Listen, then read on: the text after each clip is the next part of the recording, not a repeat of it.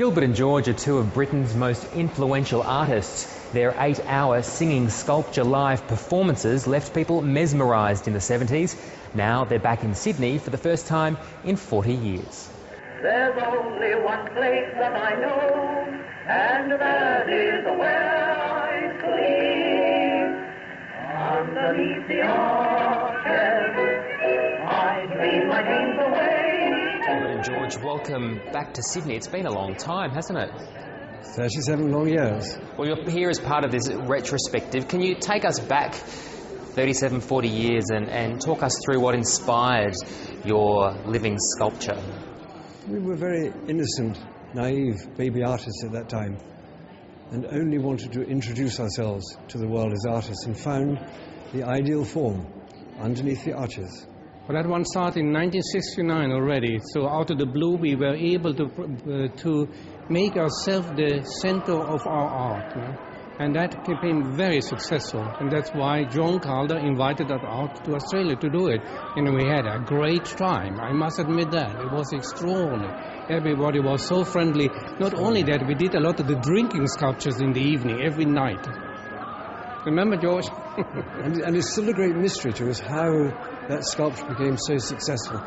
We didn't know exactly what we were doing, but why is it that a table and one old record and a glove and a stick, why is that such a magical thing for the viewer?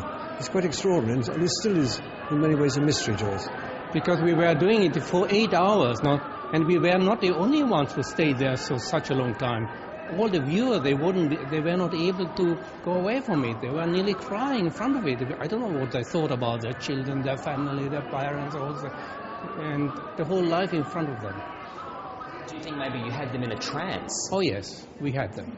Somebody said it was rather like a force of nature, like a waterfall.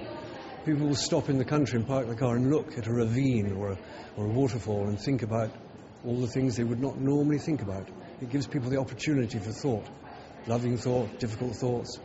And that's, of course, the power of culture, the power of art, is to make us think and feel. And this isn't the only sort of work you do. Can you talk me through some of the large print work and photographic work that you do as well? The big pictures. Oh yes, we have been doing that. They are for us more important even. For the last 40 years, we only did very big pictures because we are able to include more subjects. Now we are able to talk in different subjects, not only ourselves, but about us and sexuality, us and religion, us and trams, us and alcohol, us and nationality. So it's becoming like an extraordinary novel of sorts. And we are doing these big shows that are like 100 or 200 big pictures and create amazing stare. It's fantastic. And you find that today there's still enough inspiration for you? We're inspired all the time by the pain of the world turning, all the time.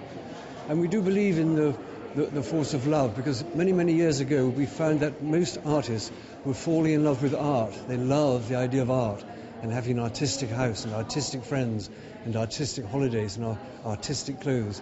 And we felt that was wrong and very self-centered and selfish. And we fell in love with the viewer of art. We want the viewer in front of our picture to feel that they are reading a visual love letter from us to them, to see what they think about that subject, what they feel about it.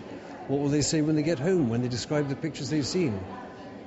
Yes, we are only happy with the viewer, that's it. And we have why do we do it? We always say that we do it for the ultimate moment, which is when the pictures are finished, the private view is open, and we're standing there with a glass of wine in one hand, surrounded by teenagers licking us all over. That's it. Gilbert and George, here's to many more years of being licked all over. Thank you. Very sweet. Thank you.